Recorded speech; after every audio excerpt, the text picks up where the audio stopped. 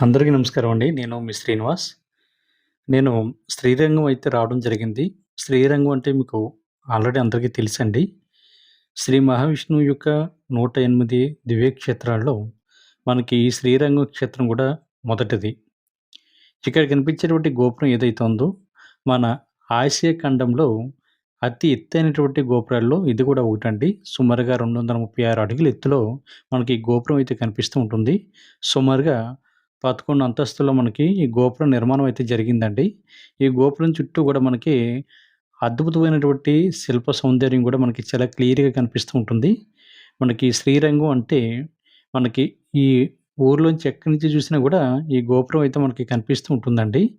మనకి సుమారుగా శ్రీరంగంలో 7 ప్రాకారాలుంటాయి. అదేవిధంగా 21 గోపురాలుంటాయండి.